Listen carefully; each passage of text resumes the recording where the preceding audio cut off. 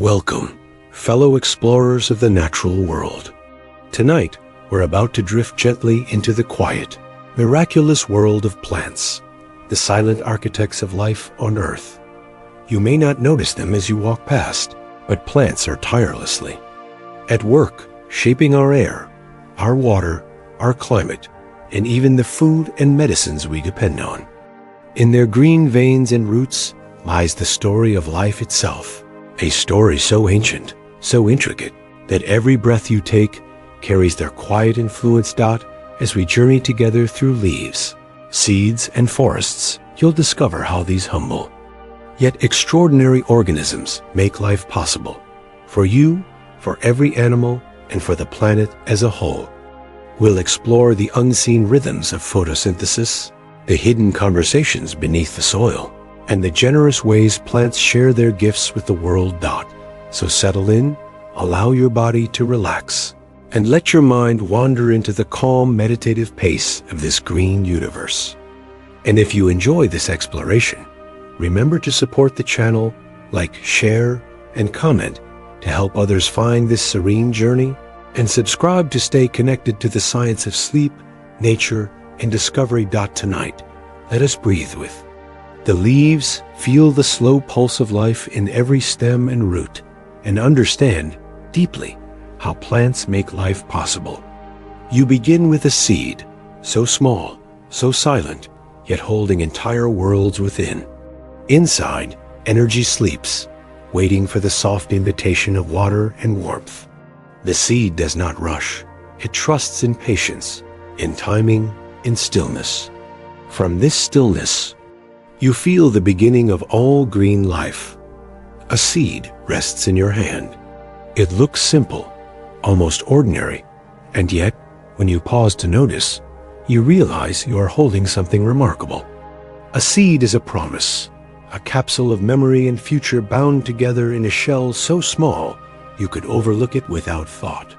But if you allow your attention to slow, you will sense that a seed carries silence in the most profound way. It does not move, it does not shout, it does not demand, and yet within its stillness, it contains the possibility of forests, of fields, of life itself. Every seed begins as an ending, the closing of a flower, the falling of a fruit, the quiet departure of a season. Yet that ending hides a beginning. Encased in each seed is an embryo, a tiny plant already formed in miniature. Its root, its shoot, its first leaves are all folded into a structure smaller than the tip of your finger. Alongside this embryo, the seed carries food, stored energy, in the form of starches, proteins, or oils, a packed lunch prepared by its parent plant to sustain the first fragile steps of growth. And then comes the protective coat, often hard, sometimes rough, sometimes silky, a layer of armor guarding the life within until the time is right. Seeds are not impatient. They wait. Some lie in the soil for weeks, some for years, some even for centuries before they awaken. Archaeologists once discovered a date palm seed in the ruins of Masada in the Judean desert, preserved for almost 2,000 years. When given water and soil, it stirred, cracked open, and grew into a living tree. What other forms of life can sleep so long and rise again with such quiet determination? The seed reminds you that dormancy is not emptiness. It is a deep patience, a trust that the world will one day offer the right conditions.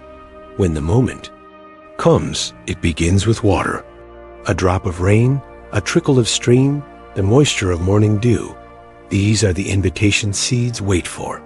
As the water seeps in, the seed swells, its coat softening and breaking open. Enzymes awaken, unlocking the stored food within, and the embryo stretches, no longer confined by stillness. First comes the root, always the root, pushing downward into the darkness of soil. This is the beginning of anchoring, of reaching for water, of drawing minerals from stone and clay. Only then does the shoot rise upward, seeking light, unfolding into the air. It is easy to overlook this quiet drama, happening beneath the soil and in the hidden corners of the world.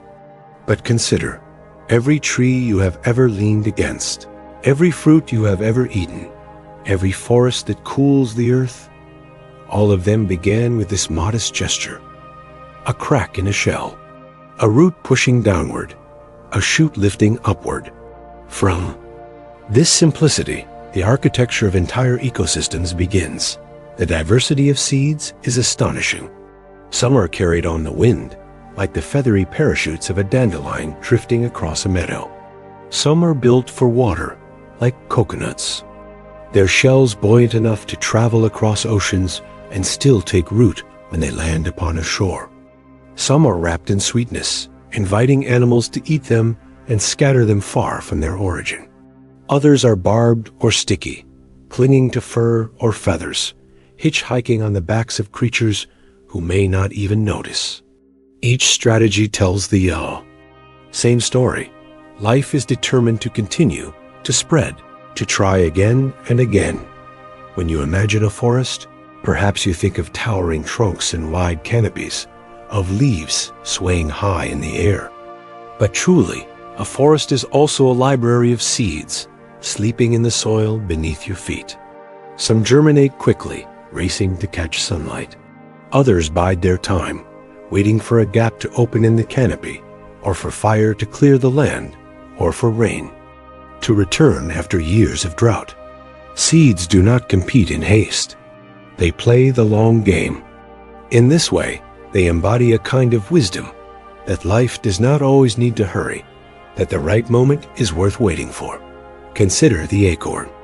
In your palm, it is small, smooth, unassuming. Yet within it is the plan for an oak tree, a giant. That may live for centuries, home to countless birds, squirrels, insects, and fungi. To imagine that such immensity rests within such modesty is to glimpse the humility of beginnings. Or think of an orchid seed, so tiny it looks like dust, so light it drifts on the wind unseen. It contains almost no stored food, and so it relies on a partnership with fungi in the soil to germinate. Even at its beginning, it knows it cannot live alone. Seeds remind you that cooperation is as essential as strength. And what of the seeds we know best? The ones we eat. Rice, wheat, corn, beans, lentils, sunflower, pumpkin. Human civilization itself is rooted in seeds. Agriculture was the moment when people learned not just to gather what grew, but to sow and protect seeds for the future. Villages, cities, and cultures blossomed from this relationship. Bread, oil, spice, medicine, all of these are gifts as seeds. When you sit down for a meal, you are in some way gathering the quiet power of seeds into your own body. Seeds are also memory keepers. Each carries genetic information, a thread of life passed down through countless generations. The seed of a wildflower remembers the droughts and rains of its ancestors, shaping how it grows. The seed of a crop remembers the hands of farmers who selected it for taste, for resilience, for abundance. Around the world, seed banks guard collections of vents. These memories, storing them in vaults at freezing temperatures, safe against disaster. Perhaps the most famous is the Svalbard Global Seed Vault in the Arctic, where millions of seeds rest in the permafrost, held in trust for the future of humanity. In this way, seeds are not only beginnings, they are insurance, hope stored against the uncertainties of tomorrow. The shell of a seed may look still, but inside it is never empty. Molecules are poised like dancers before a performance. DNA spirals rest in their coils, ready to unfurl. Enzymes wait like sparks, silent until touched by water. In this sense, a seed is like a breath held for a very long time, waiting to be released. When you cradle one in your hand, you are holding a pause, a suspension between what has been and what will be. There is something deeply human in the story of seeds. You, too, carry dormant potentials, possibilities sleeping within, waiting for the right conditions to awaken. Not everything is meant to sprout immediately. Some dreams, some strengths, some wisdoms require time, patience, and the right season. To sit with a seed is to remember that your own growth, too, has its timing, and that stillness is not wasted. Imagine yourself lying in a meadow. The soil beneath you holds countless seeds, each in its own waiting. Some will never sprout, some will flourish, some will remain hidden for years. Above you, grasses sway, each one born of a seed that once cracked in darkness. The cycle is everywhere, beneath every step, within every breath. And now, imagine the moment of germination. A soft rain falls, soaking into the ground. The seed coat cracks. The first root pushes downward. This is gravity's pull, the anchoring into earth. Then comes the shoot, bending toward light, drawn by the sun's invitation. From that fragile shoot, leaves will open, green surfaces unfolding like small flags of possibility. This is the moment when the seed begins to create energy, not only for itself, but for the entire web of life that depends upon plants. That green unfolding, that turning toward light, is where your journey with seeds naturally leads. For within those first leaves lies the process that makes all earthly life possible. Photosynthesis, the alchemy of sunlight into sugar, of air into breath. Seeds awaken, but leaves sustain dot, and so you leave the seed resting in your palm, feeling the stillness it carries. You imagine it breaking open. You picture the shoot rising. And with this thought, you turn gently toward the next mystery, how light itself becomes life, and how every breath you take is tied to the quiet labor of green. Here you discover photosynthesis, the gentle alchemy of light into life. Sunlight becomes sugar, air becomes breath, and the leaf becomes a living laboratory. Every inhalation you take carries the memory of a leaf's quiet work. The worlds. Forests are not just scenery, they are your lungs turned outward. You cradle the image of a seed in your mind, still small, still waiting, still wrapped in the quiet promise of growth. And then slowly, you imagine what happens when that seed stirs, when it stretches upward, when its first tender leaves unfurl into the light. Here, in this moment of unfolding, another mystery awakens, the breath of green light, the silent chemistry that feeds the world. The first leaves are fragile, almost translucent, and yet they hold within them the power to sustain all of life. In their thin layers lies photosynthesis, a word that sounds complex, but carries a meaning both simple and profound. Photo means light. Synthesis means putting together. It is the art of weaving sunlight into substance, of making nourishment out of radiance. This is no small trick. It is the foundation upon which every forest, every meadow, every living creature rests. Imagine a leaf as a quiet kitchen, its surface wide and green, open to the sky. Sunlight spills down, and within the leaf cells are tiny structures called chloroplasts, filled with the pigment chlorophyll. Chlorophyll gives leaves their green color, but more importantly, it captures the energy of sunlight. Each photon of light is like a visitor knocking on the door, and chlorophyll is the one who answers, taking that energy in and passing it along.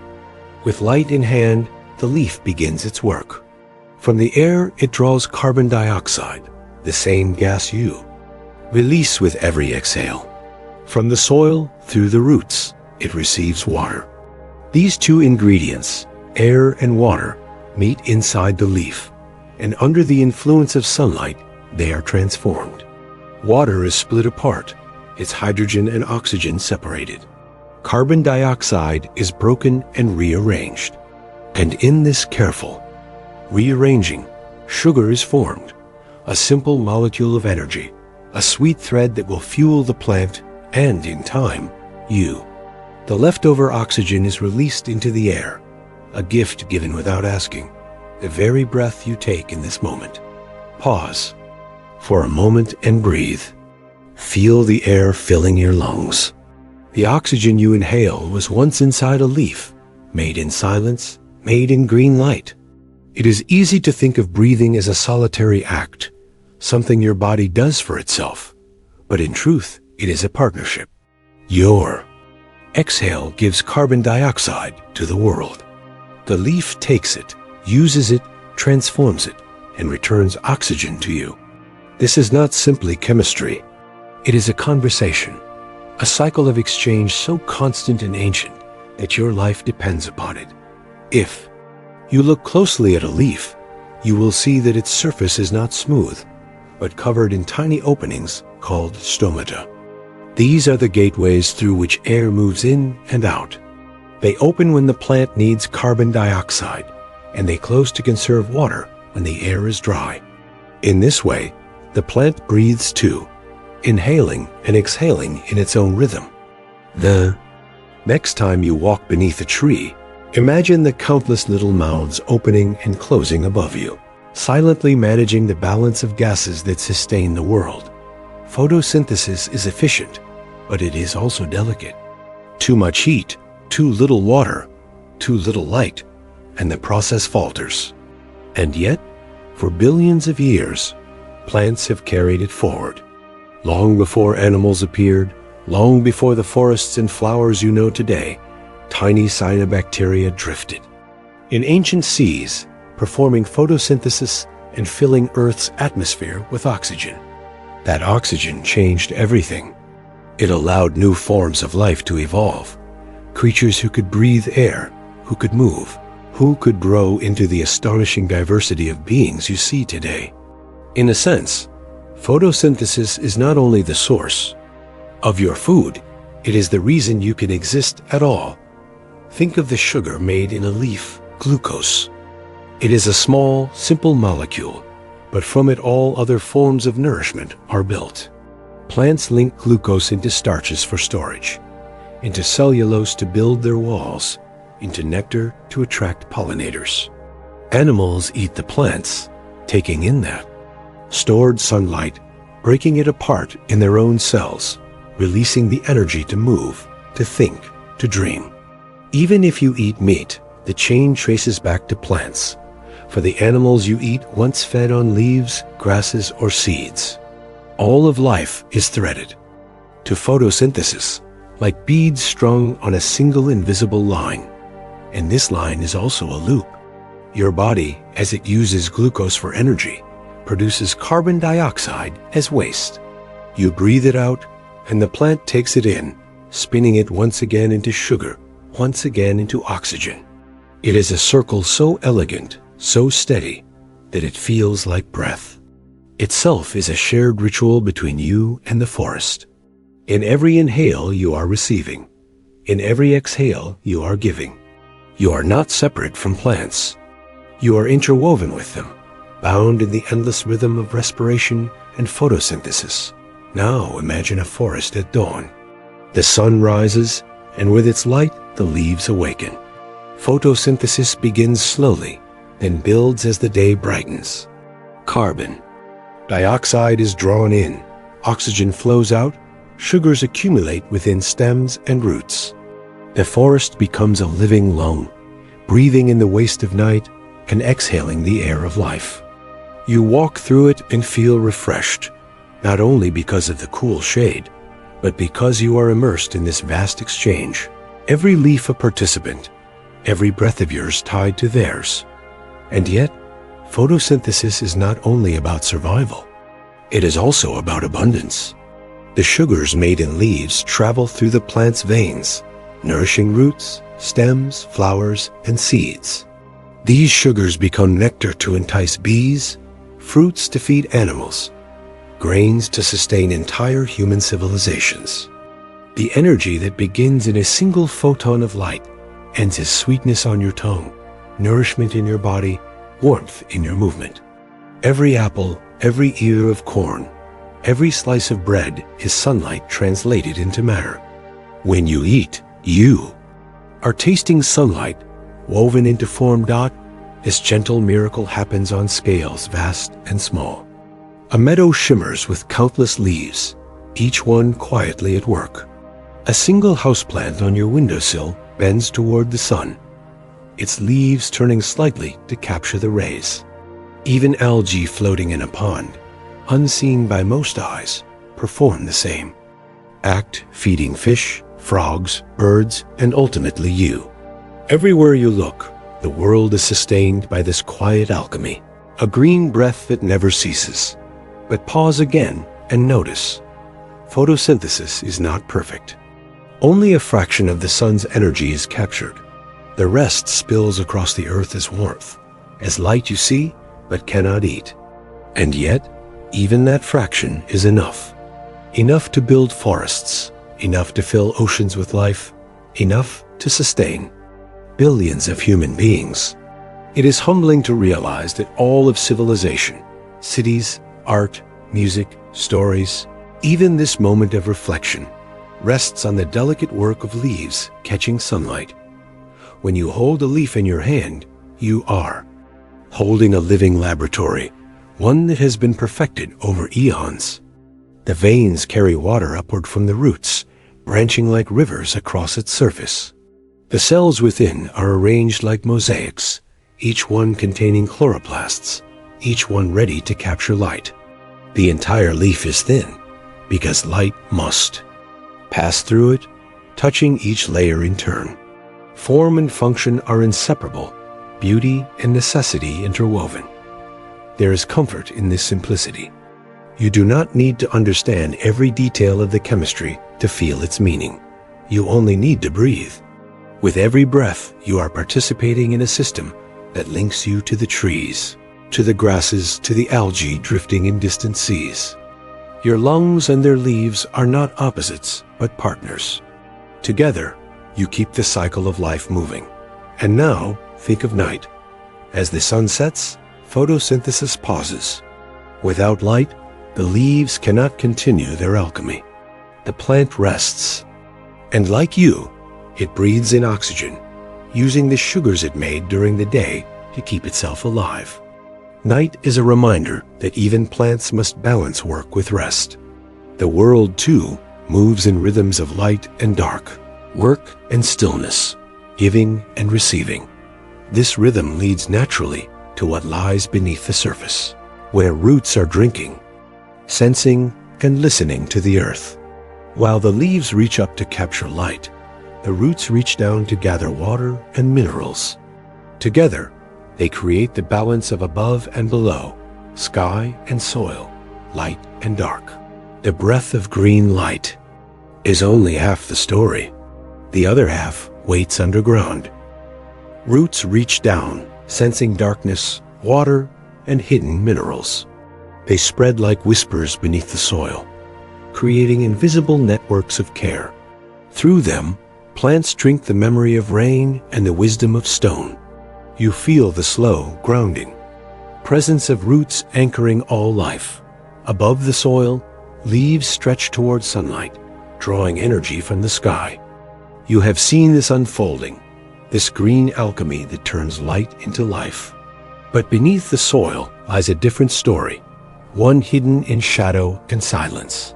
It is a story without bright colors or swaying branches, a story that takes place in darkness, where roots reach down into the unseen. If leaves are the lungs of the plant, then roots are its ears.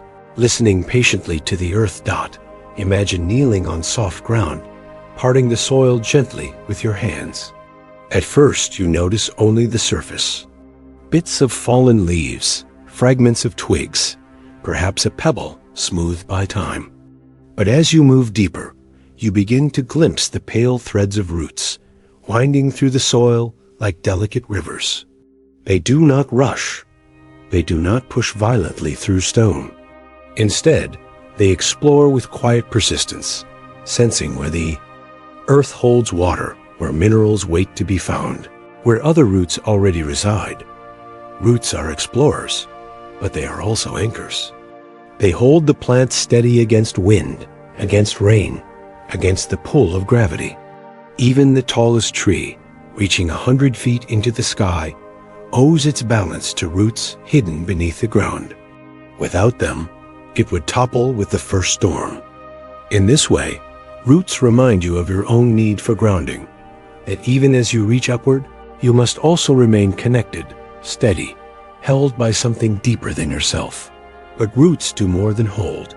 They drink, through tiny root hairs, as fine as silk threads, water seeps into the plant.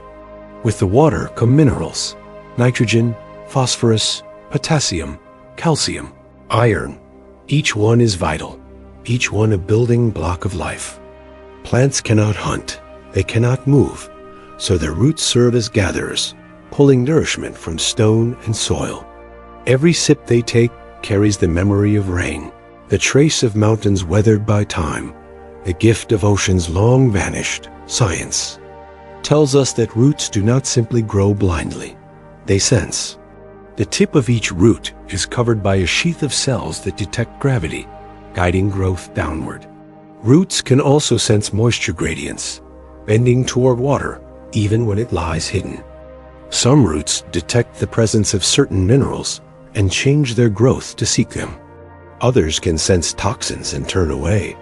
This is not thought in the way you understand thought, but it is intelligence of another kind, a quiet knowing of place, of possibility, of survival. Think of the carrot. Its root swells with stored sugar, food saved for the plant's flowering.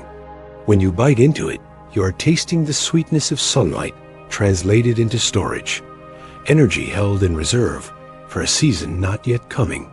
Or think of the mangrove, whose roots rise above the water in twisted stilts, allowing the plant to breathe in swamps where oxygen is scarce. Roots adapt. They are sculptors of survival, shaping themselves to meet the world's conditions. Beneath the soil, roots are not isolated. They meet, they touch, they even share. In forests, it has been discovered that roots of the same species often fuse together, exchanging water and nutrients. A strong tree may send sugars to a weaker neighbor through these connections, keeping it alive in times of stress. Even across species, roots often connect through fungal threads, the mycorrhizal networks that weave silently through the soil. In this way, a forest is not a collection of solitary trees, but a community joined beneath the ground, whispering through filaments finer than hair. When you walk across a forest floor, you tread above this invisible web.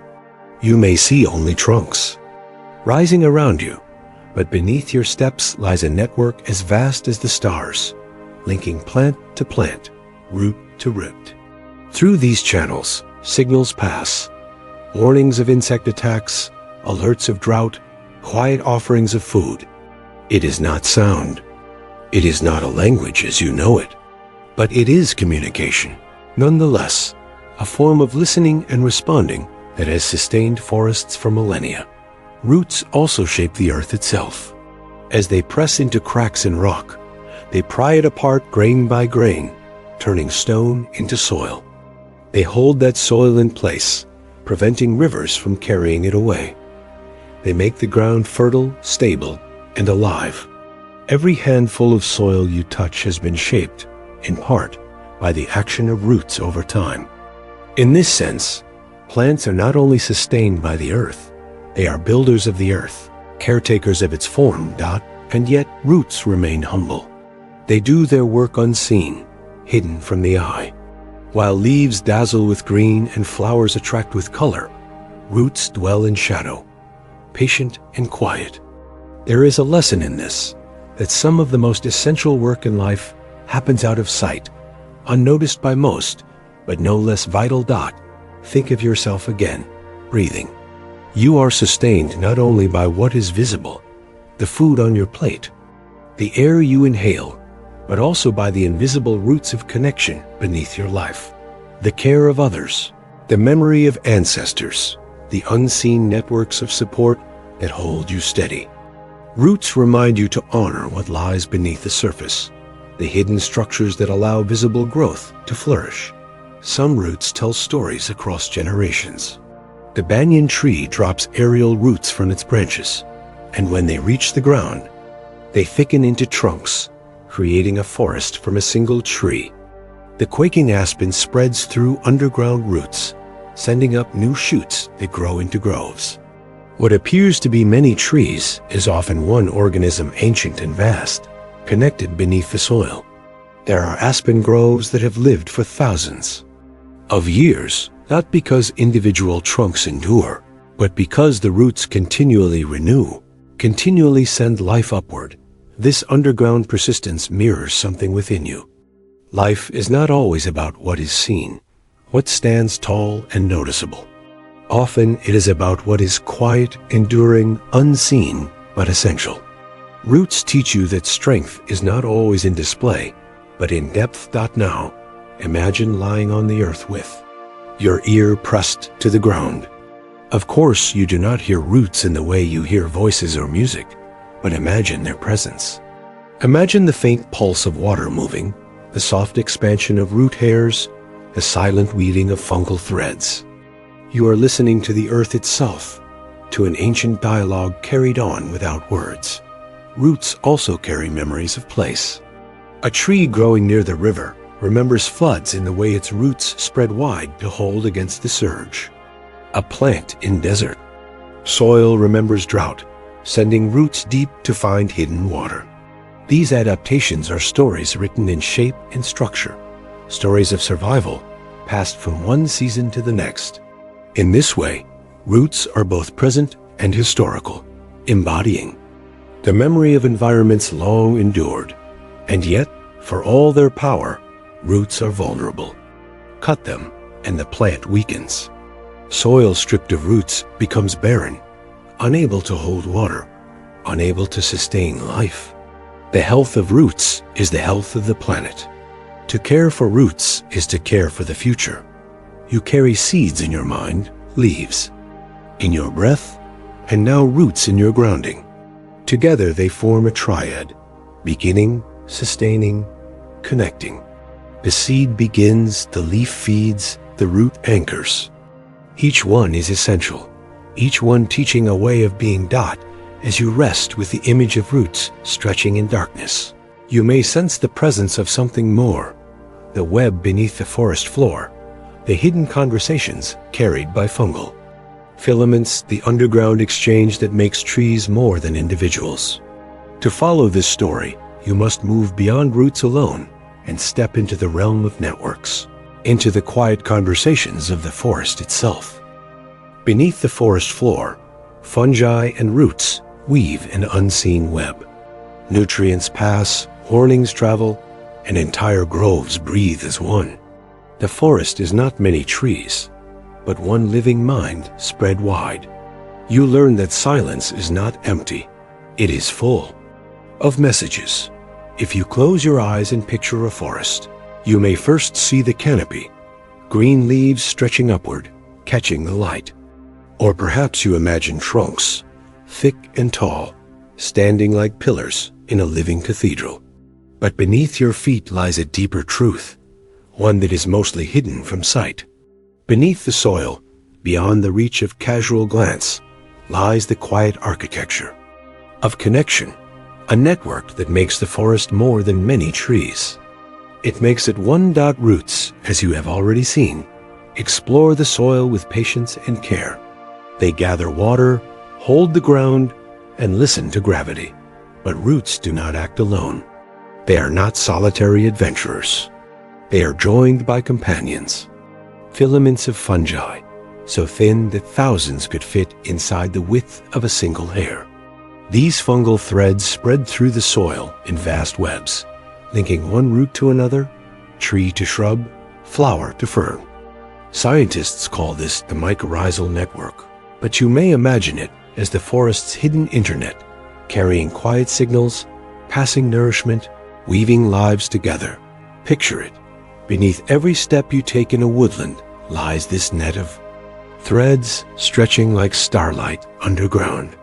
When a tree pulls in sugar from its leaves, it may send some of that sweetness down into its roots and into these fungal filaments.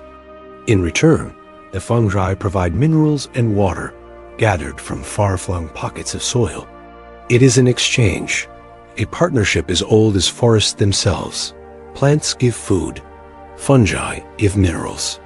Both thrive because of the trade, but the network does not stop at trade. It becomes a conversation.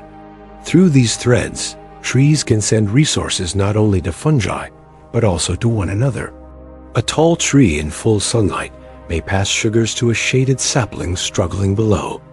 An older tree, nearing the end of its life, may pour its reserves into the roots, feeding younger neighbors, so the forest as a whole endures.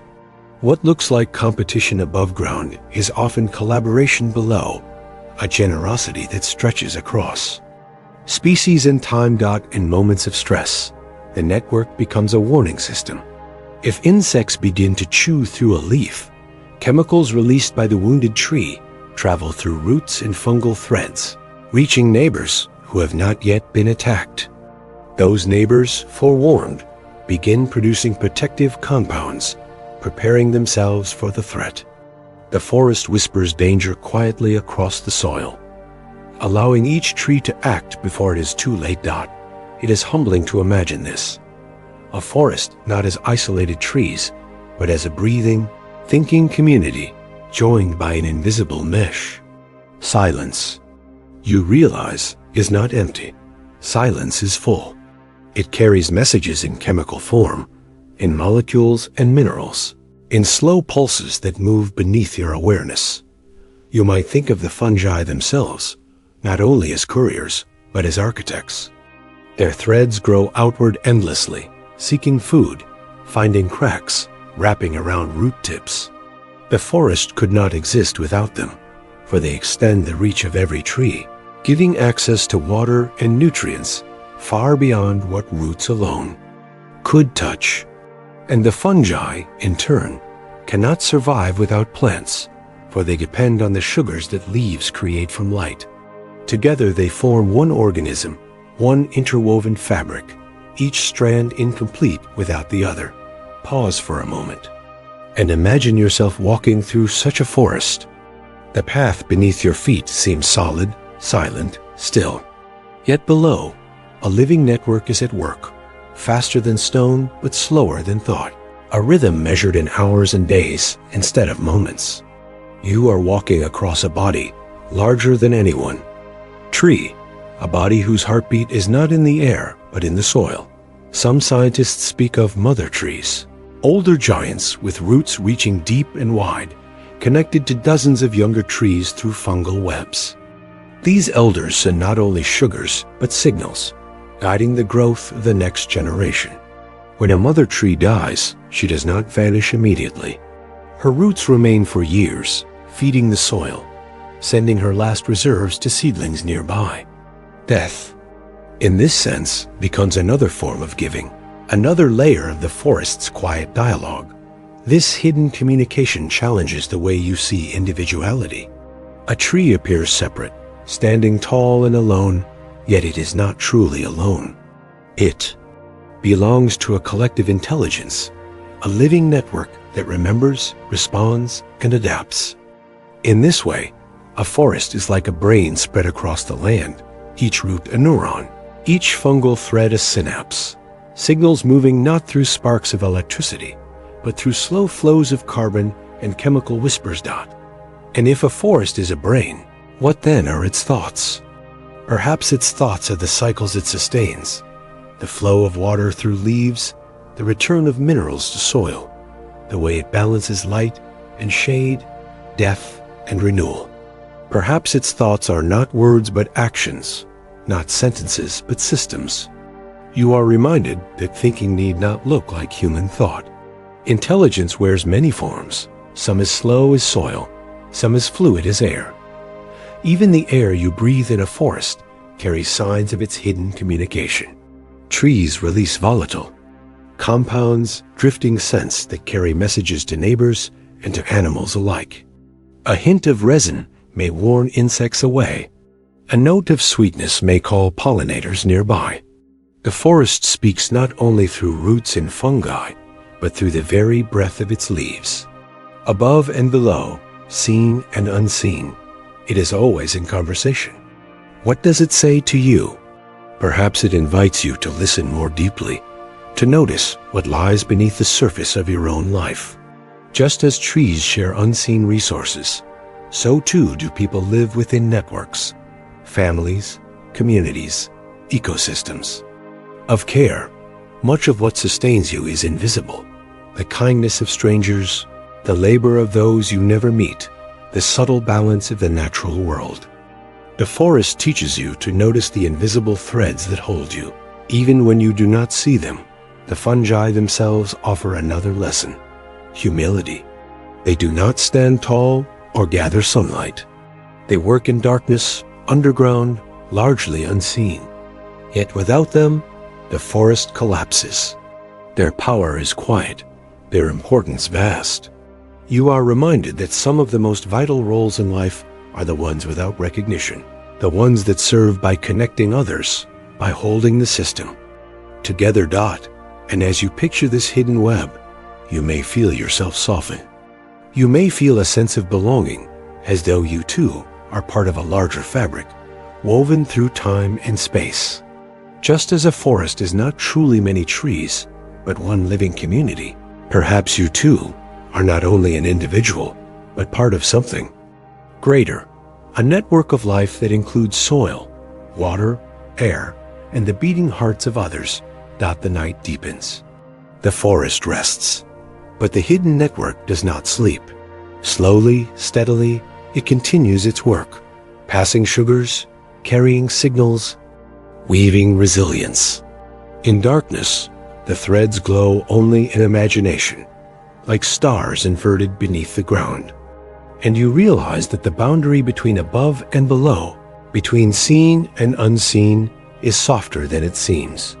For just as the forest speaks in silence, so too does the earth itself carry a language older than trees, older than fungi, older than life itself. To hear it, you must listen even deeper, beyond the roots and webs, into the ground beneath your feet, into the stones and the soil, and the shifting memory of the planet. A flower opens, not only to be beautiful, but to call, to invite.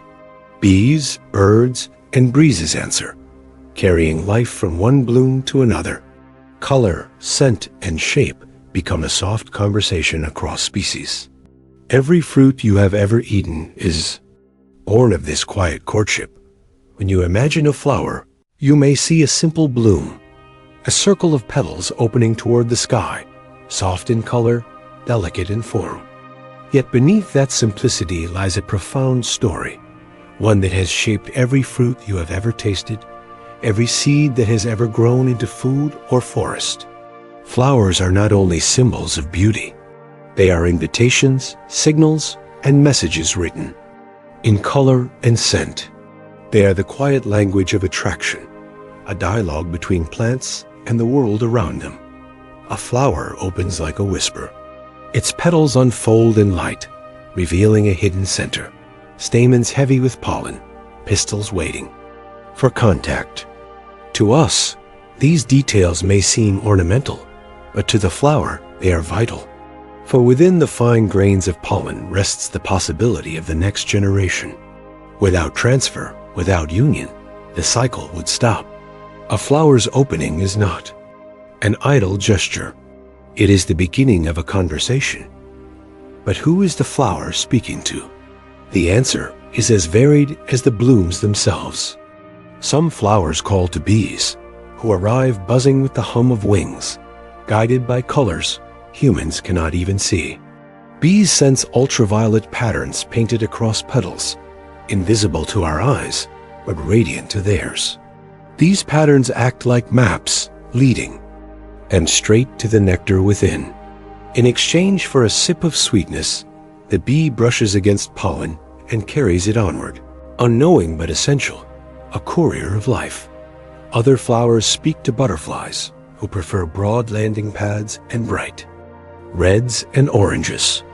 Still others whisper to moths, who emerge at dusk, following pale or white blossoms that glow faintly in the dim light of night. And then there are those who call to birds, their petals sculpted into tubes, their nectar deep, rewarding long beaks. and tongues. In every case, the flower does not simply wait. It designs itself as a message, tuned precisely to the senses of its intended partner. This partnership between flower and pollinator is not random. It is the result of millions of years of coevolution, where the shapes of petals and the habits of animals have braided themselves together. A long flower tube matches a long hummingbird beak. A heavy blossom suited for bees matches the buzz of wings strong enough to shake free the pollen. Each detail is a sentence in the language of attraction, and each partner learns the dialect of the other. But flowers also speak through scent. Close your eyes and you can almost recall the sweetness of a rose, the sharp spice of a lily, the heavy perfume of jasmine at night. These fragrances are not simply for human pleasure. They are chemical signals designed to travel through air, to drift across meadows, to announce presence to creatures near and far. Some scents call to daytime pollinators, light and floral. Others call to nocturnal moths, rich and intoxicating, meant to carry across the darkness. And not all invitations are sweet. Some flowers mimic the scent of decay, luring flies who are drawn to what smells like rotting flesh. To us, it seems unpleasant. To the fly, it is irresistible. The flower does not judge beauty as we do. It speaks in whatever language will carry its pollen, even if that language is the odor of death. Perhaps the most astonishing part of this story is that all of this, the color, the scent, the shape, the timing of bloom, exists for reproduction. The beauty we admire is, for the plant, a strategy. The blossom is not a decoration. It is communication. Each flower is an advertisement written in the alphabet of nature, crafted to ensure that pollen will find its way from one bloom to another. Pause here for a moment and imagine this exchange, not as a mechanical process, but as a slow and gentle courtship. A bee touches down on a petal, dusts itself with golden pollen, and moves on, carrying life between plants. A hummingbird hovers, wings a blur, dipping its beak again and again, unknowingly weaving generations together. The plant does not move, yet it travels. It does not speak, yet it converses. Each interaction is part of a great, quiet choreography, repeated billions of times across the earth. Every day, think of the apple you may eat in autumn. Its sweetness is a gift, but its existence began with a bloom in spring, visited by bees who carried pollen across an orchard. Without that conversation, the fruit would not exist. Think of the almonds that crack in your hand, the cherries glowing red on their stems, the fields of sunflower seeds. Each one begins with a bloom. Each bloom begins with an invitation. Flowers feed the world, but they do so by first calling out for companionship. And yet, flowers are not only partners in survival, they are also timekeepers. The opening of blossoms signals the changing of seasons, the arrival of warmth, the turning of cycles. When cherry trees bloom in spring, they announce renewal. When goldenrod flowers late in the year, they mark the waning of light. Flowers measure the rhythm of the planet, telling both humans and animals when to migrate, when to plant, when to harvest, when to rest. They are clocks, calendars, and messengers of time itself. There is also another, quieter layer of their story. Not all flowers rely on animals or wind to carry pollen. Some can self-pollinate, closing the circle within themselves. These blossoms may not be as showy, for they need not call anyone near. But even in their stillness, they carry the same promise: the continuity of life, the resilience of growth. Whether through dazzling displays or quiet self-reliance, the flower finds its way. As you breathe slowly now, you may notice how flowers remind you of your own ways of reaching out. Just as a bloom opens to invite others, so too do you extend gestures, words, kindness, acts of connection. And just as not every invitation is answered, not every bloom is visited, still, the flower does not close in regret. It continues to open again and again, trusting the rhythms of light, trusting the movements of wind and wing. There is a lesson in this patience, in this quiet persistence. The stillness of a flower is deceptive. Beneath its calm lies constant motion, the flow of nectar being replenished, the growth of pollen grains forming, the release of scent molecules into the air. It is a stillness that holds activity, just as your own quiet moments hold the quiet work of your body, your lungs moving, your heart beating, your cells renewing. A flower's calm is not emptiness. It is fullness, contained in a delicate form. Then now, as dusk gathers in your imagination, picture a field of flowers settling into evening. Some close their petals, folding inward as if resting. Others glow, pale in the moonlight, opening only at night, waiting for moths or bats to arrive. The field is never silent, never truly asleep. It is alive with messages, with scents drifting in the cool air, with the soft arrival of wings in the dark. Night is simply another conversation, spoken in different tones. Every fruit, every seed, every harvest of grain or garden of vegetables comes from this language of attraction.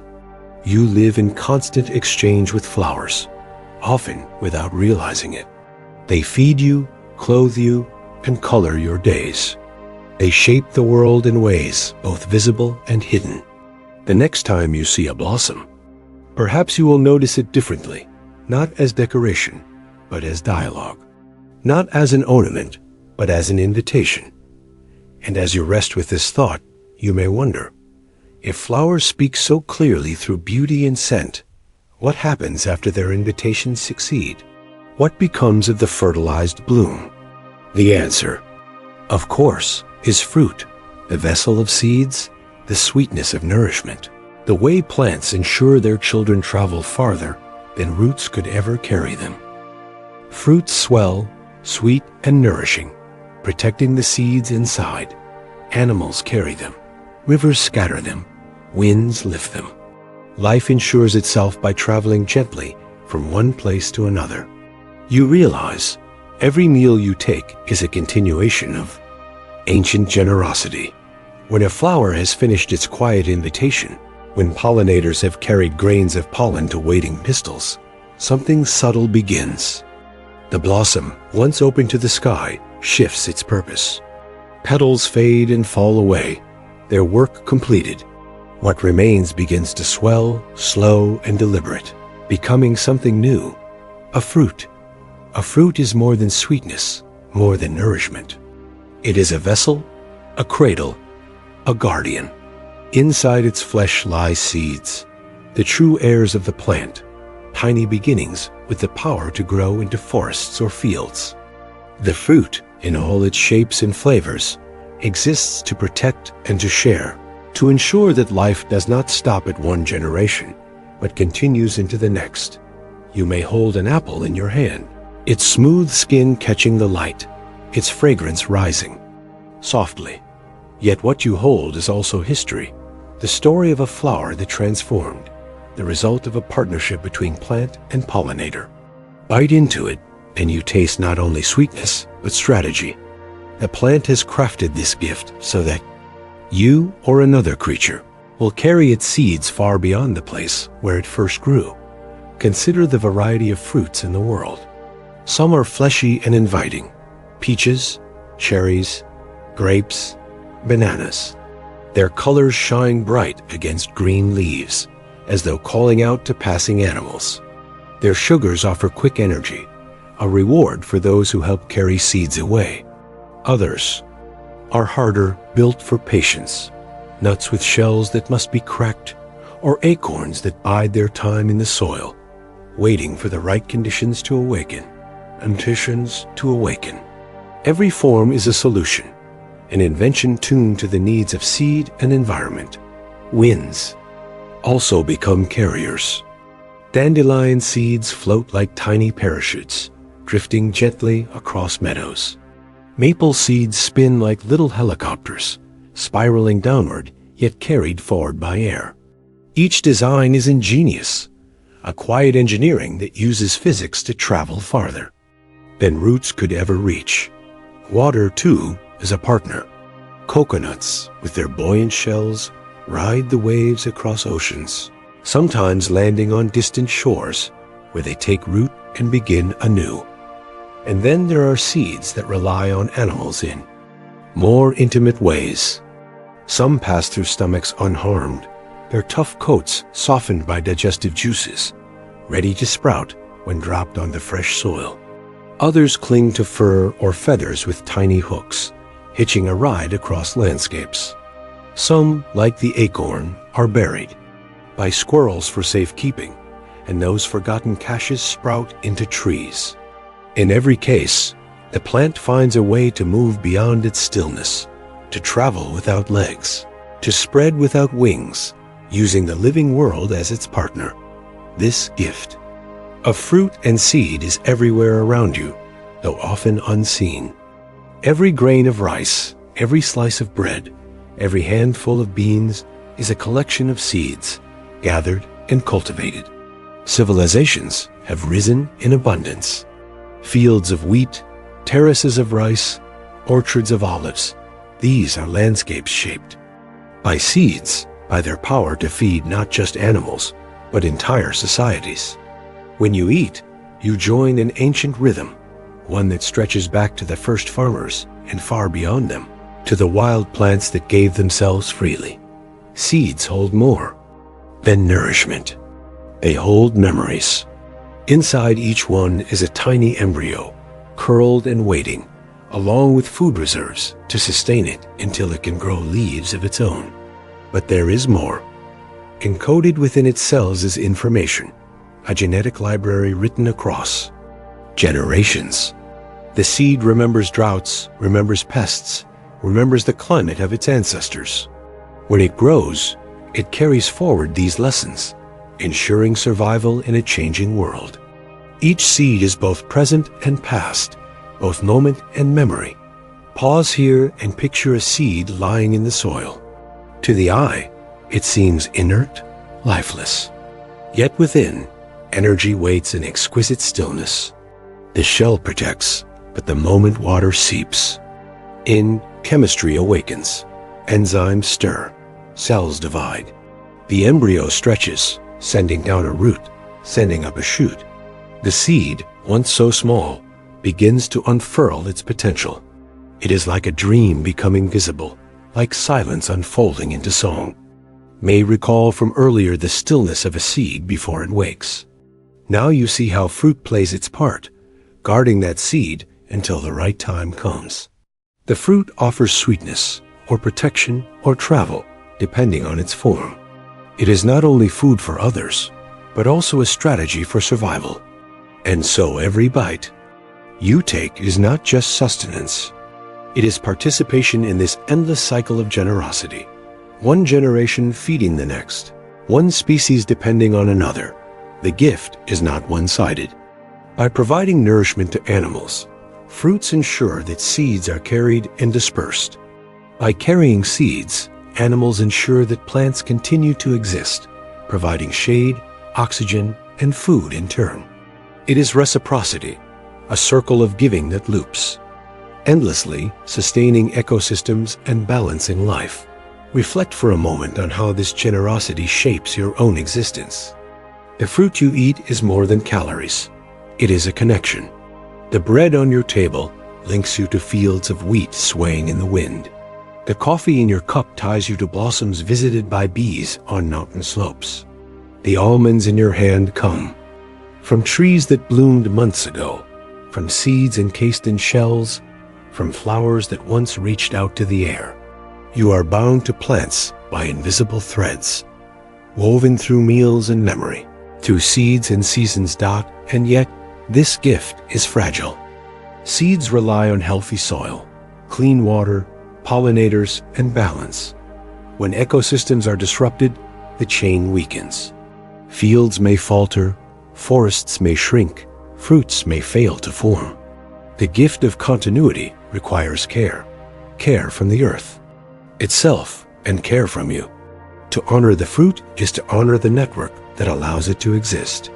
The flower that bloomed, the bee that visited, the soil that fed, the rain that fell. Seeds also remind you of patience. A fruit ripens slowly, sugars accumulating over days and weeks. A seed waits in darkness until the right signals arrive. Warmth, water, light. Life does not rush. It trusts in timing, in cycles older than memory. In this way, seeds teach you to rest, to wait, to trust that growth comes in its own season.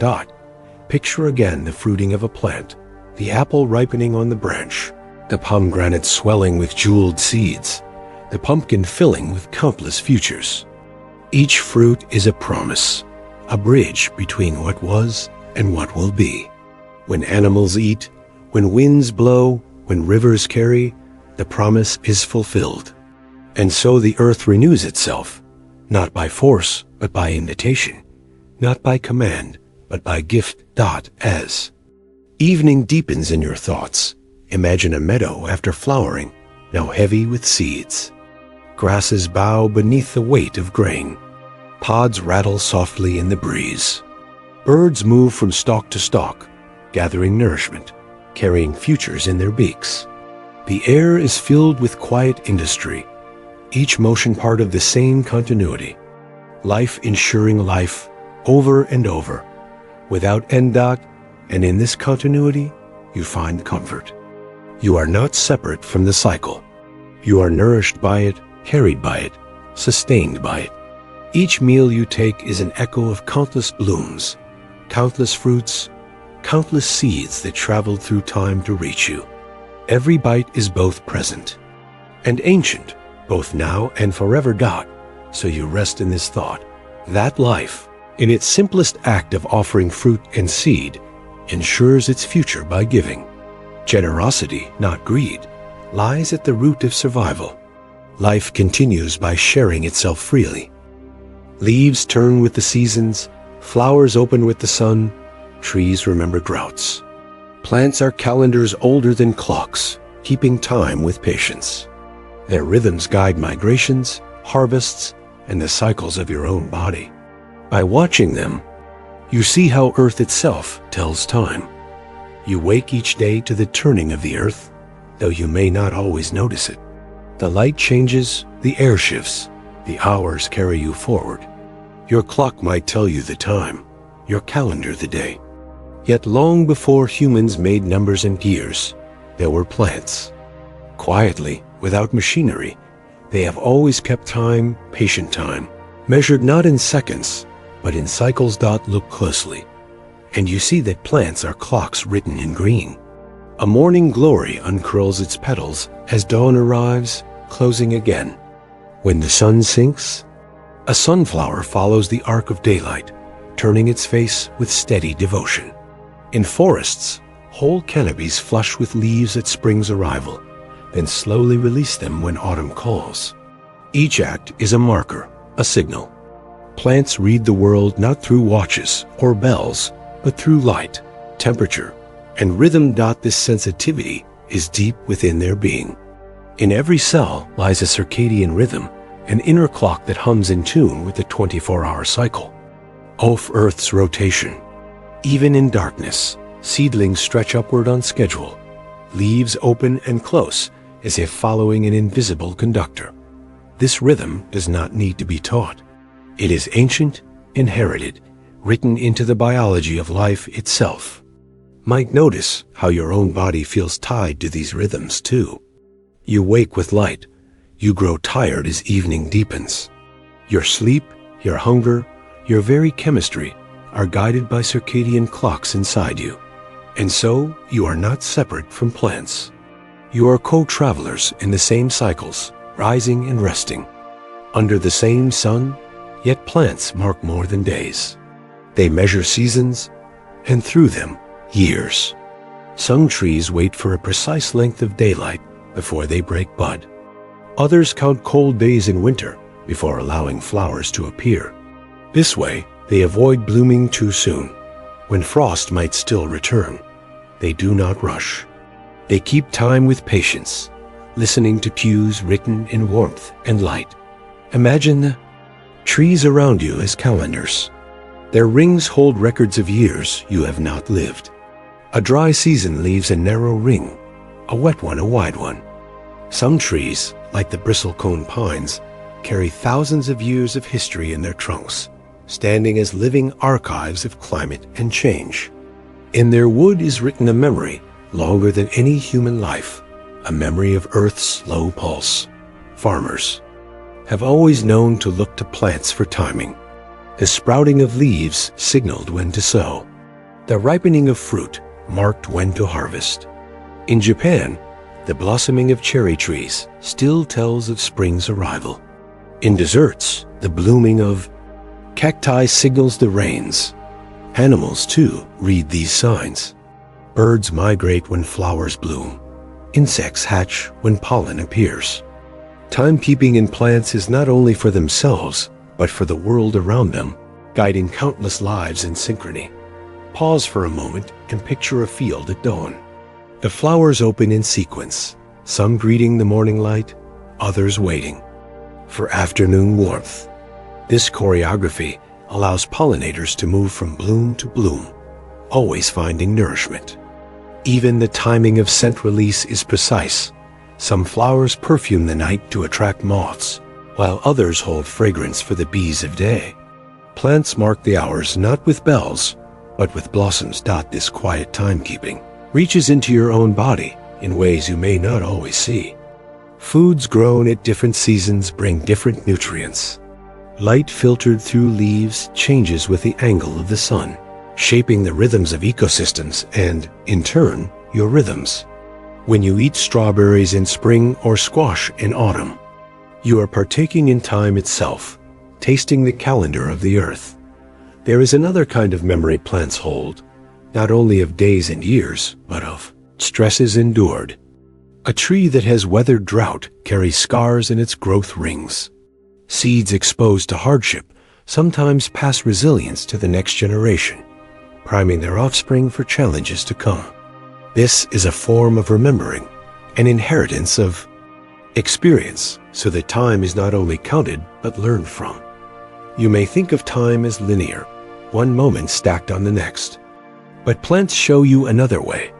Time is rhythm, as cycles repeating, as patience layered upon patience. A leaf falls, and another grows. A flower blooms, then withers, then blooms again when the season returns. To watch plants is to see time, not as something rushing past, but as something breathing, exhaling and inhaling in endless repetition. Sit quietly with a tree, and you begin to sense its tempo. Its hours are slower than yours, yet no less precise. A branch lengthens through the season. Buds appear, swell, and open. Leaves unfurl in a spiral, following patterns set long before. The pace is gentle, unhurried, yet always moving forward. If you stay long enough, you begin to feel your own breath slowing, your thoughts falling into step with this patient metronome of growth. And just as plants measure time, they also give it to you. Each breath you take is possible because leaves turn sunlight into oxygen, hour by hour, day by day. The rhythm of your lungs is entwined with the rhythm of leaves. When forests are healthy, the clock of the planet runs smoothly. When they falter, the rhythm wavers. Timekeeping is not only about marking hours, but about sustaining them. Think of the oldest trees, those that have stood for millennia. To them, your lifetime is but a passing season. They have seen glaciers recede, empires rise and fall, climates shift. They are timekeepers, not only of their own growth, but of Earth itself. In their silence is a record, a testament to endurance. By standing near them, you are reminded that time can be held, remembered, and honored in ways beyond human counting. Your own days may feel hurried, crowded with tasks and ticking minutes. Yet plants invite you to a different rhythm. They teach you to measure life not in speed, but in cycles. To rise with the light, to rest with the dark. To allow for seasons of growth, seasons of stillness. To understand that time is not something you must chase, but something you are already within. As steady and faithful as a tree's return to leaf. Notice too how plants synchronize with the cosmos. The tilt of earth brings seasons and plants respond. The waxing and waning of moonlight influences tides, which in turn affect coastal plants. Even the faint tug of gravity shapes the way roots grow downward and stems reach up. Timekeeping in plants is cosmic as well as earthly, an attunement to the universe's larger rhythms. You may close your eyes now and imagine a meadow across a year. In spring, it shimmers with blossoms. In summer, it hums with bees. In autumn, seeds scatter. In winter, snow lies quiet across the stalks. And then spring comes again. Time here is not lost. It is transformed, renewed, given shape through the patience of plants. You are simply one witness, watching cycles far older than yourself. Plants are not only markers of time, but companions in it. They guide migrations, harvests, celebrations. They hold memories of droughts and rains. They tell when to sow, when to rest, when to wait. And in their quiet keeping, they remind you that time is not an enemy, not something slipping away, but a rhythm you can lean into, a rhythm that carries all of life.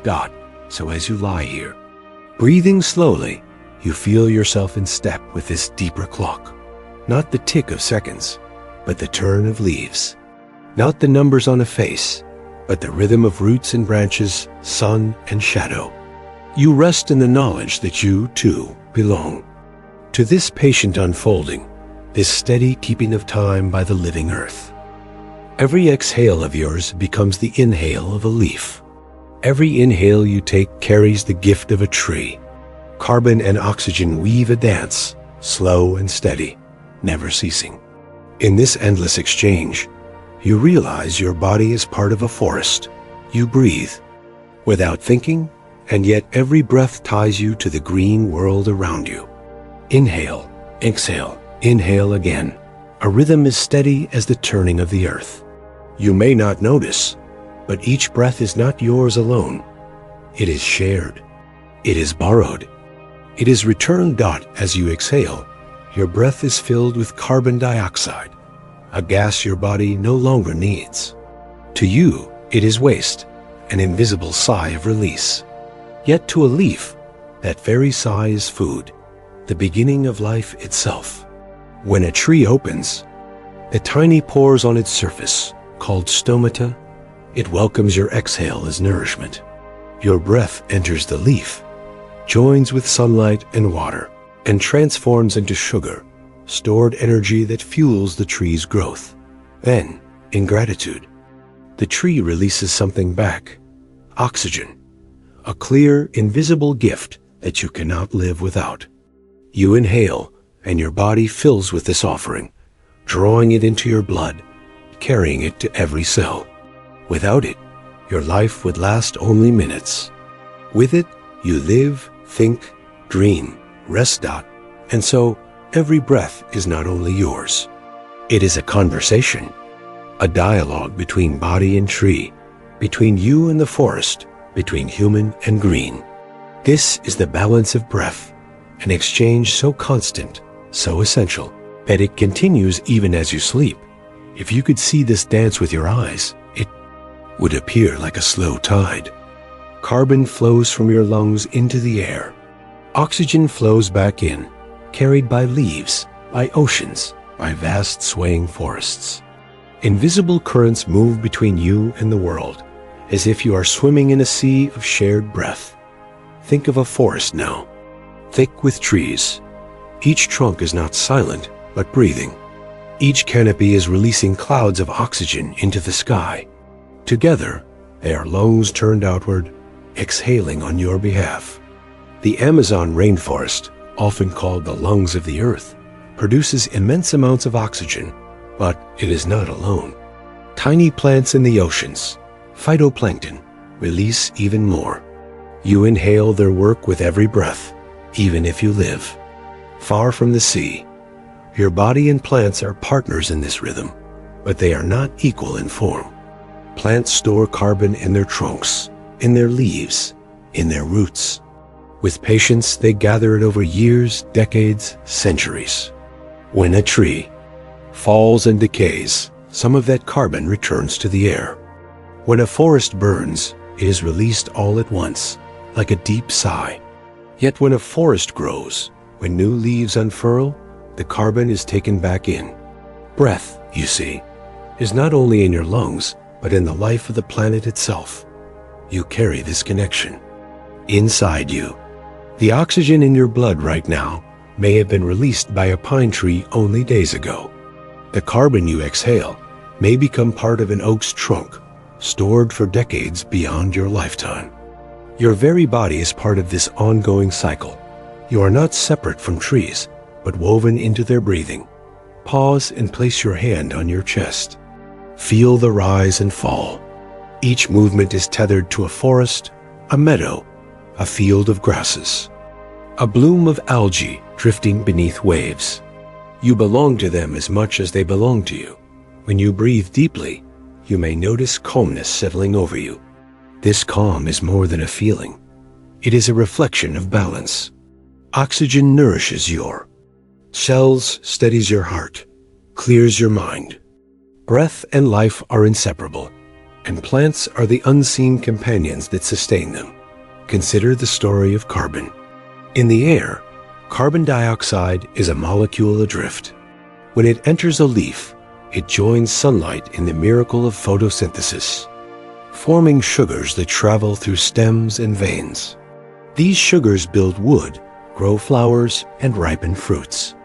Animals eat the fruits, carrying the carbon further. Eventually, it returns to the air, through breath, through fire, through decay.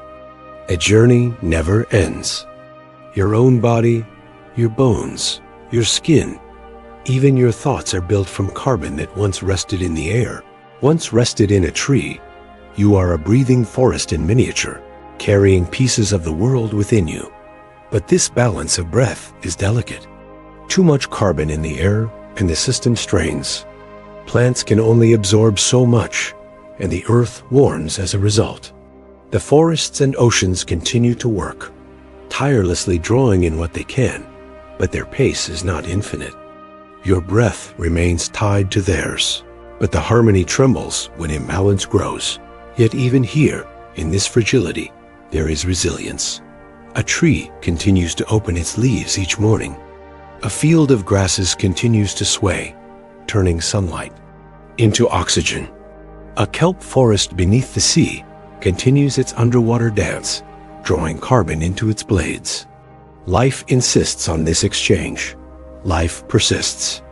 And with each inhalation you take, you join in the persistence, the faith of the living world. That breath will continue. There is a rhythm within rhythm too.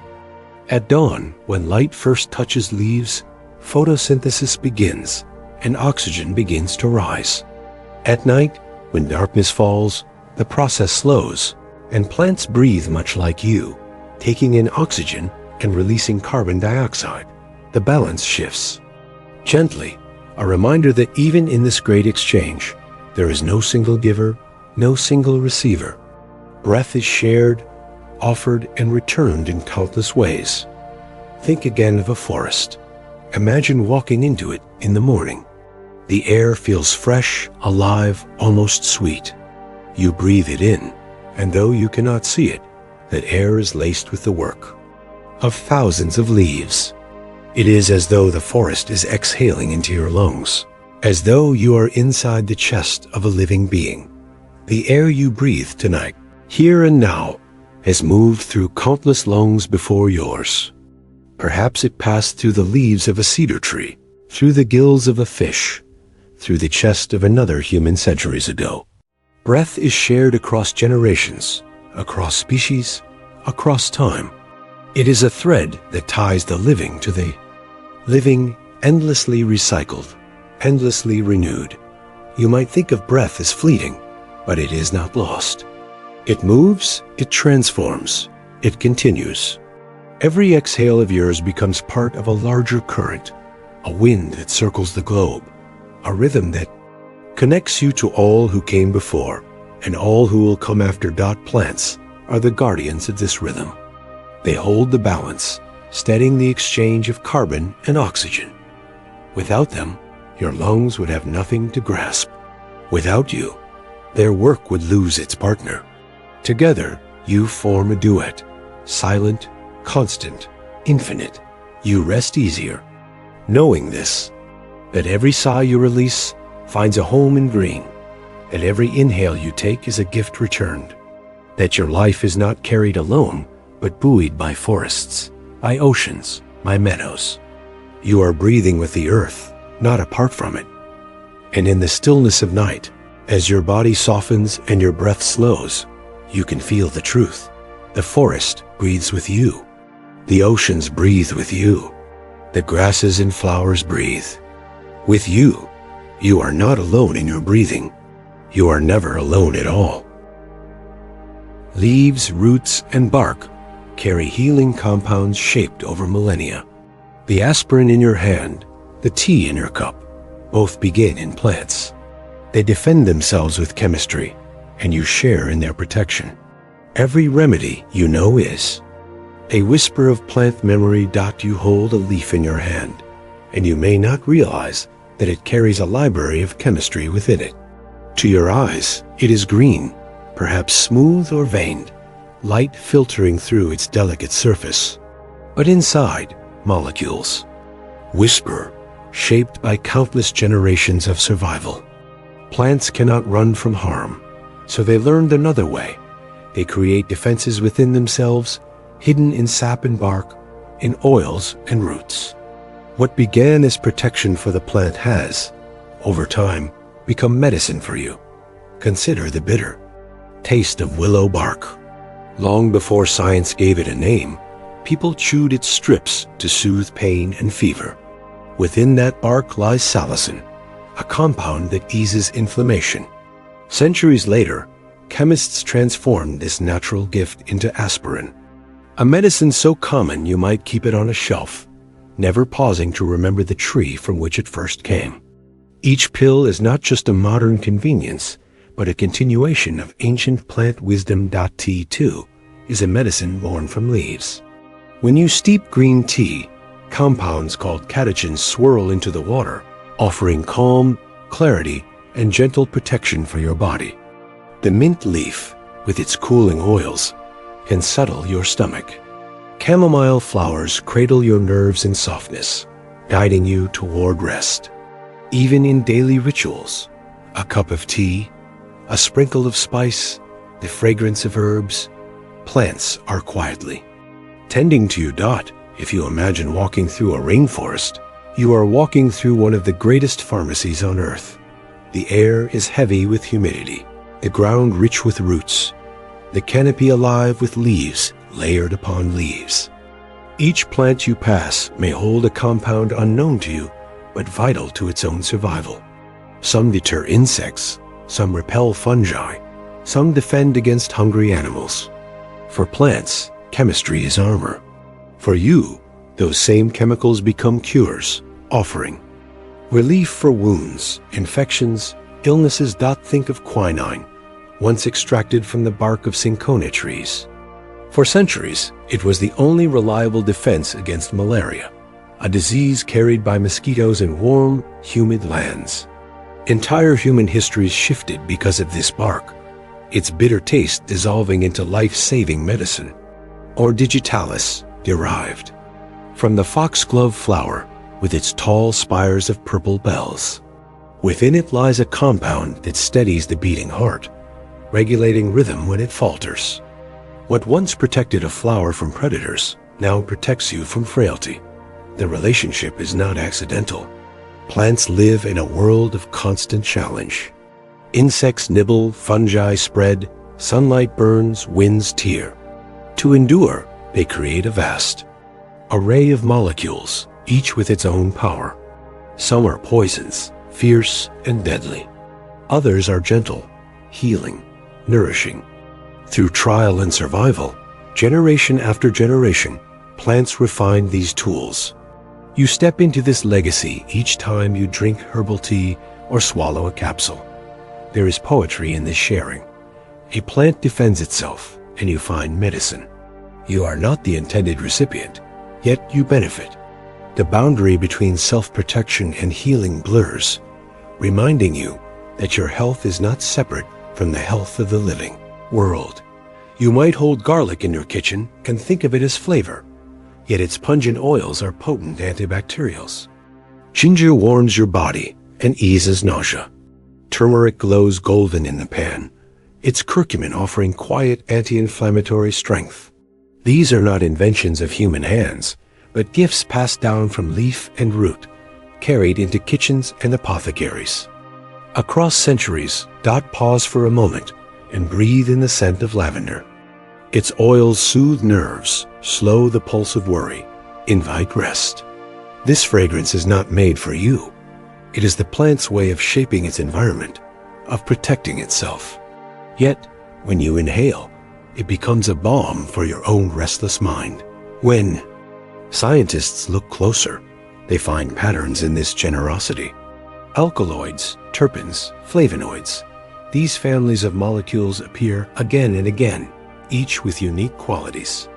Morphine, powerful against pain, comes from the opium poppy. Caffeine, sharp and stimulating, comes from coffee and tea.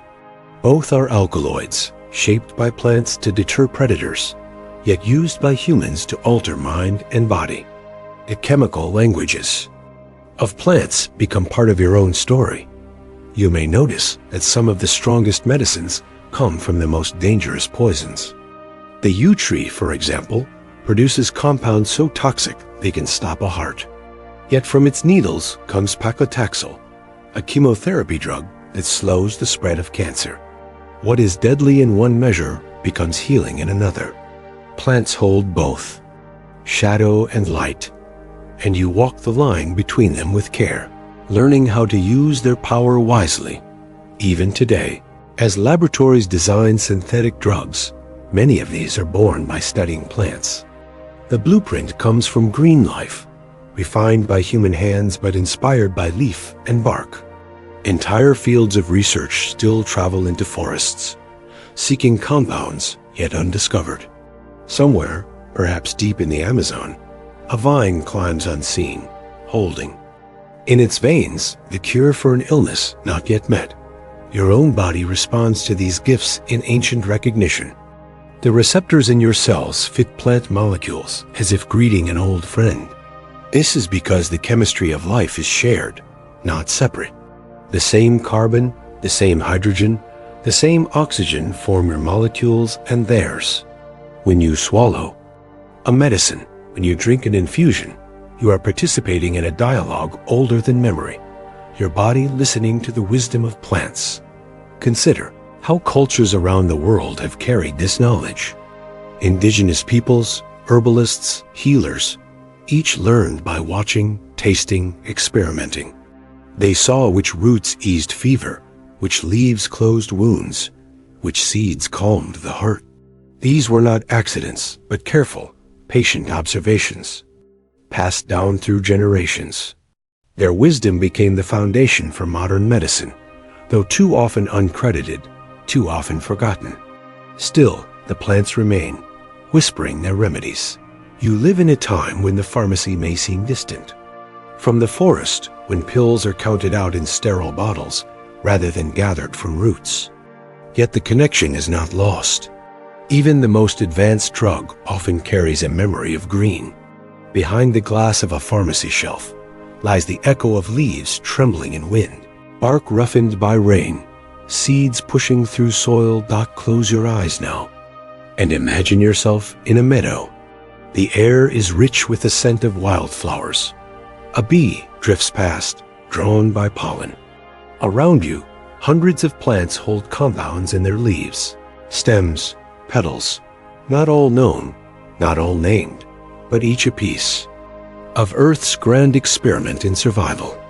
Somewhere in that meadow is comfort for pain, ease for fever, clarity for a restless mind. You are surrounded by medicines you do not yet know, yet which stand quietly ready. You might wonder how many lives have been saved by plants, how many fevers broken, how many wounds healed. You might also wonder how many answers remain undiscovered, hidden deep in forests at risk of vanishing. Each time a habitat disappears, so too may a medicine, a cure not yet found, a whisper silenced before it could be heard. And so plants teach you not only about healing, but about responsibility. To honor their medicines, you must honor their homes. To protect your own health, you must protect theirs. Your life, your breath, your well-being, all are tied to the resilience of green. You return then to the leaf in your hand. What seems so simple is vast. Within it lies memory, chemistry, resilience, generosity. It carries both protection for itself and potential healing for you.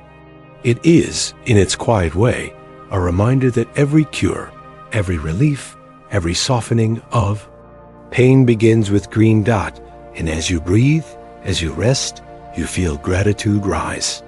For every bark that became a balm, every flower that calmed, every root that steadied, for the silent, unseen labor of plants that have always shared their wisdom with you. From seeds to forests, from breath to medicine, plants weave Earth's fabric. Without them, oceans would starve, skies would suffocate, and you would vanish. But with them, the planet is a living, breathing sanctuary. You end where you began, with a seed, holding the future quietly inside. You begin with a seed, small and unassuming, resting in soil that is alive beneath your fingers. From this tiny kernel of life grows not just a plant, but a world. You have walked with leaves and flowers, listened to roots, inhaled the gifts of oxygen, felt the pulse of forests. Now, you see how these threads weave into the larger tapestry of a living planet. Plants are architects, builders, and keepers. They shape landscapes with patience. Grass roots hold soil against wind. Trees shelter creatures in their branches. Mangroves curve along the water's edge, protecting coastlines, creating nurseries for fish. In every ecosystem, plants are scaffolding and safe, shaping life around them without notice, without claim. They hold the world together, quietly. Without need for recognition. Their influence extends beyond the visible.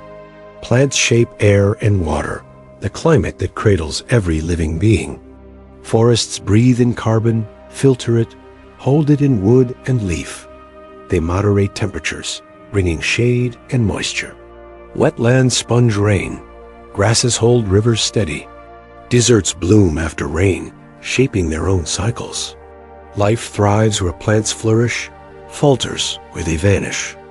Your very existence depends on this balance, on green life steadying Earth's rhythms. Consider the oceans too. Phytoplankton, tiny green architects of the sea, float and photosynthesize, producing oxygen that drifts across continents. They are food for the smallest creatures and the foundation for whales and sharks, for the rhythm of tides and currents. Every breath you take is shaped not only by forests, but by these floating meadows beneath the waves. Life and air are one, and plants, large or microscopic, carry the planet's heartbeat. Even the soil owes its richness to green life. When leaves fall, when roots decay, they nourish the earth.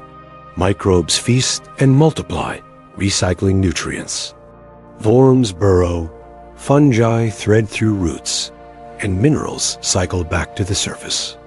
Plants are not only living, but creating life around them, shaping a web so intricate that every particle, every droplet, carries their influence. You stand on their work without even noticing, and yet you rely on it for food, water, and shelter. You have already felt their generosity in your breath, in your meals, in the medicines that ease your pain. Now you understand the scale of their gift. A tree in the rainforest can release enough oxygen for dozens of humans in a single day. A meadow of wildflowers feeds insects that pollinate crops across vast distances.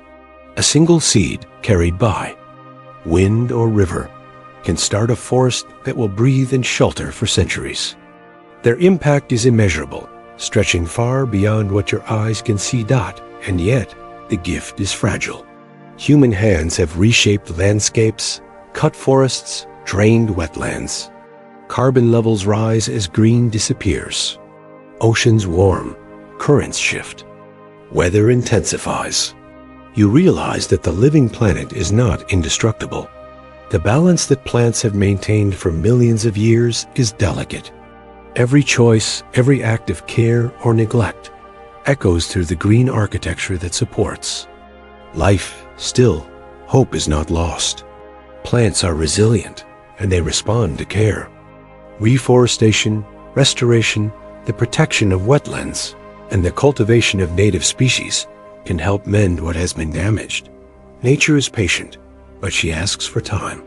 You learn that your own presence, even small actions, even quiet observation, can participate in this work. You are not separate from green life. You are part of it. Take a deep breath and imagine a landscape stretching into the horizon. You see mountains clothed in pine, rivers lined with willows, fields of golden grass waving in the wind.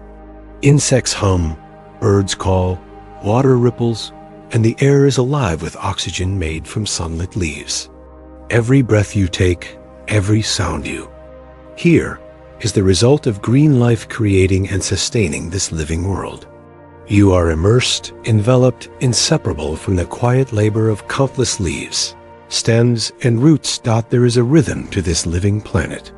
Seasons turn, temperatures shift, rainfall arrives and departs.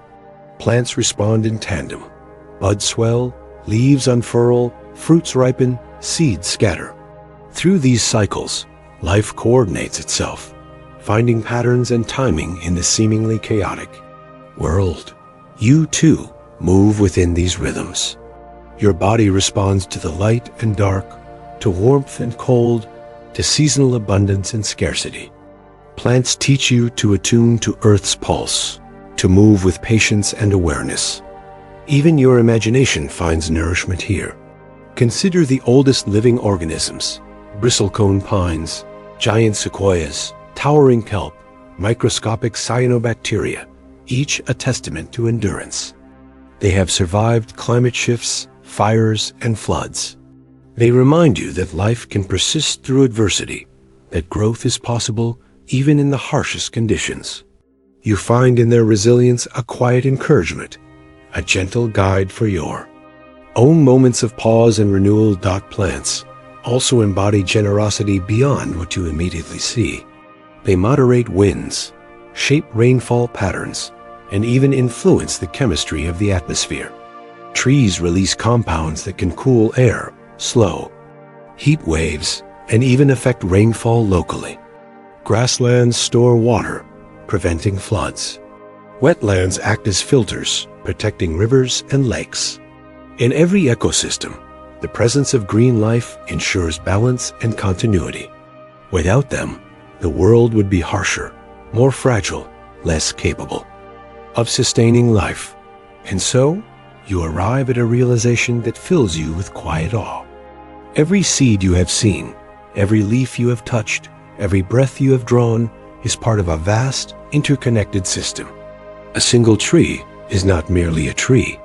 It is a hub of life, a pillar of climate, a creator of air, a partner to water, and a sustainer of countless creatures. From the smallest moss to the tallest cedar, each plays a role in shaping the living planet that holds you. Even the medicines you know, the nutrients you eat, the oxygen you breathe, all are products of this quiet, patient architecture. Every action of green life resonates far beyond itself, rippling through air, soil, water, and even your own body.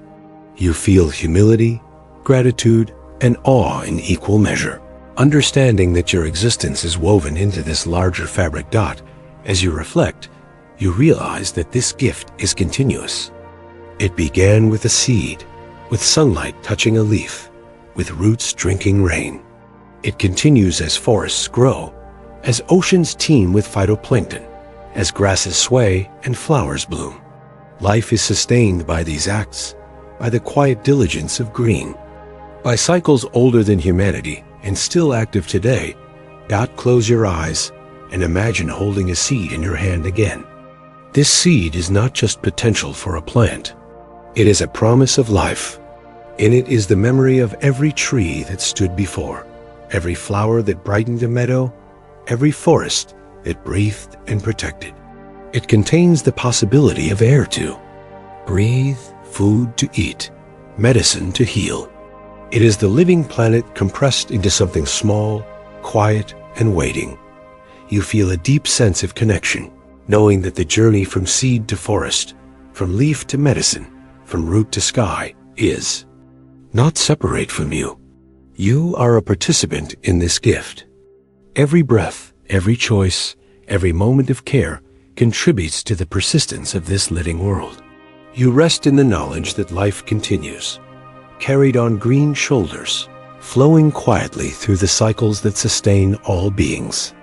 And so, your mind drifts, your body softens, your thoughts slow. You are part of the forest, part of the meadow, part of the ocean. You are within the pulse of green, the patient work of photosynthesis, the endless rhythm of growth, decay, and renewal. Life is not merely around you. It is within you, breathing with you, sustaining you, carrying the future quietly inside a seed. As our journey through the quiet, miraculous world of plants comes to a close, take a moment to feel their presence all around you. From the smallest leaf to the tallest tree, these green companions have shaped the air you breathe, the water you drink, and the life you live. Their patience, their resilience, and their quiet generosity remind us of the delicate balance that sustains our planet. Every seed that grows, every root that reaches into the soil, every leaf that captures sunlight, is a reminder that life is a gift and that we are never truly separate from the world we inhabit. As you drift into rest, let your thoughts float gently through the forests, the meadows, and the oceans where plants continue their tireless work, quietly making life possible for all beings. If you found peace, curiosity, or wonder in this journey, please consider supporting the channel. Like this video, share it with someone who loves the calm mysteries of nature, and leave a comment with your reflections. Your thoughts help keep this serene exploration alive. And subscribe to join us for more gentle, science-based journeys into the wonders of the world, where each episode invites you to relax, dream, and discover. Remember, the life that surrounds you, the air you breathe, and the quiet rhythm of the fall. Natural world are all gifts from green life. Carry this calm with you as you rest, and know that tomorrow, plants will still be here, sustaining the world silently and endlessly, as they have for millions of years.